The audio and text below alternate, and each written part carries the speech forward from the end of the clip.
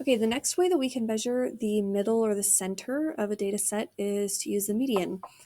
Okay, the median is the middle of a data set,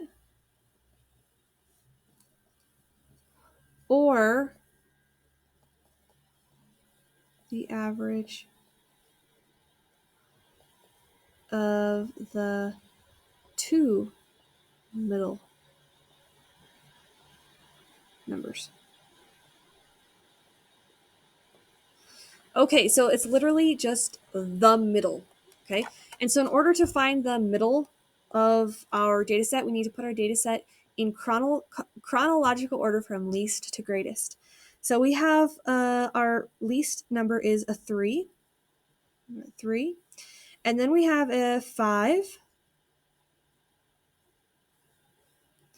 and then we have a 6.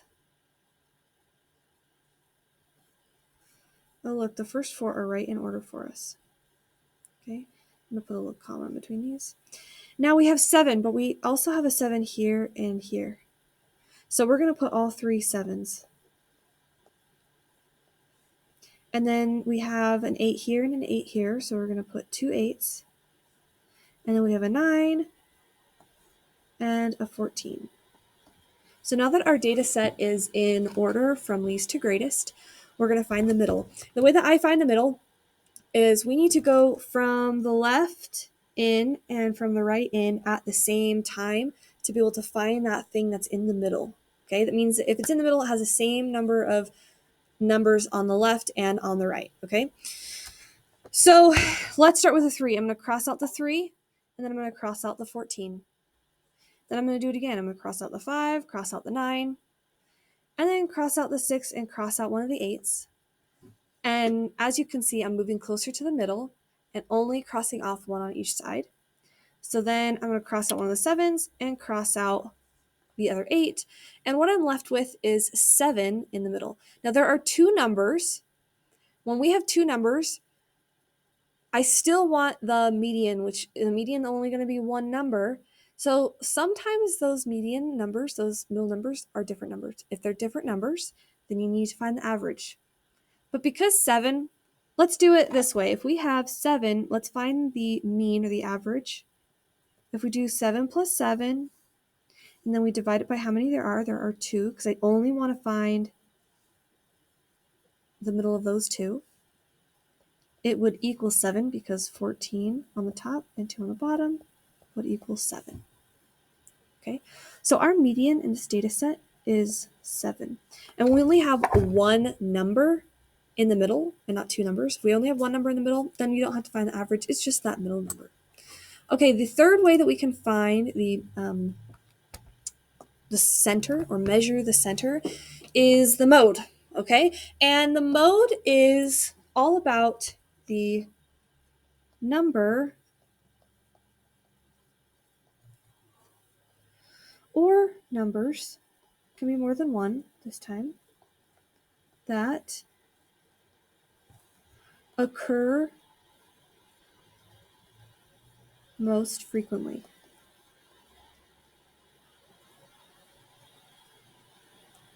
In a data set.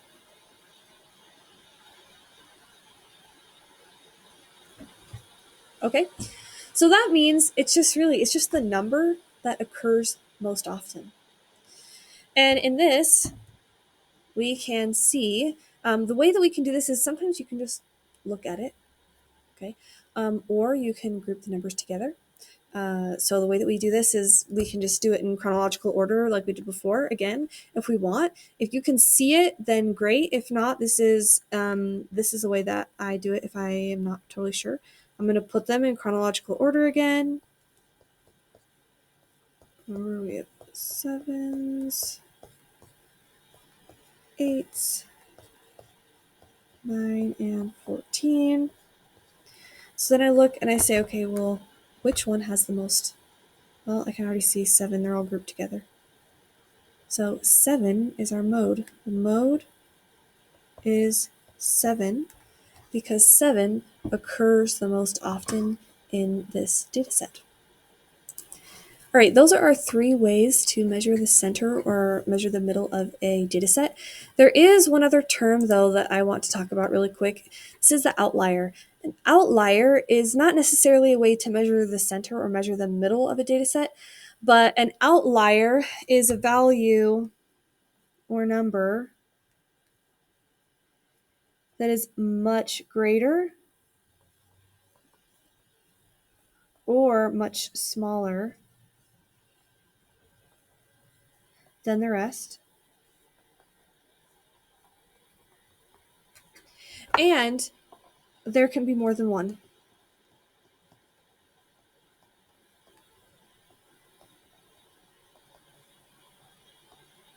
Okay, the way that we're going to show this, or that I'm going to show this in this data set, is we're going to do a dot plot to be able to visualize what this looks like. So I'm going to draw a number line. So go ahead and draw a number line.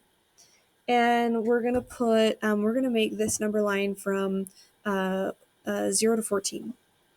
Okay, so it's going to be 0, 1, 2, 3, 4, 5, 6, 7, 8, 10, 11, 12, 13, 14, 15, 16, 17, 18. Okay, I have 18, but that's okay. And I'm going to go by 2s just because I don't want to have to write down every single number. You may write down every single number if you would like, but you do not have to. Okay. So let's plot this. We have a 3, a 5, 6, 7, and we have 3 7s, so I'm just going to go ahead and do that now. And we have a 9, we have 2 8s, and then a 14.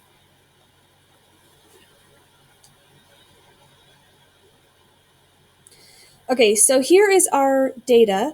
So you have your dot plot, and if you notice, there is a value that is way separated from the pack. So you can look like the data is generally hanging out around this area right here.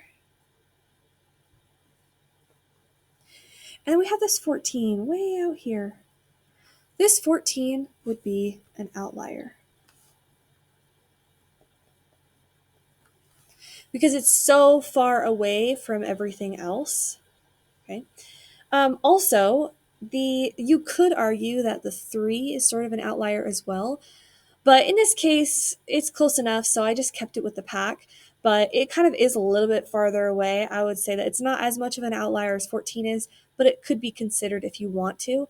But in this case, I'm going to consider it part of the data. Okay, now that we have defined all of those, let's do one practice with this data set right here that we have right here. Okay, we have this data set. Let's find the mean. Okay.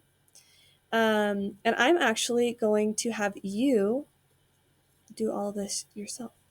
I've just decided. So I just told you what mean, median, mode, and outlier are. Not every data set's going to have an outlier, but every data set's going to have a mean, median, and a mode. Now remember, a median or a mode can have more than one. A mode, there can be more than one. A median, the middle number, there might be a middle number that has 2. There are 2 middle numbers. As long as you take the average of them, you should only write one number down for the median. And that goes for the mean too. There should only be one number. So go ahead and try that. If you need help, let me know, or ask a neighbor. But once you're done, feel free to come and check with me, and I can let you know how you did.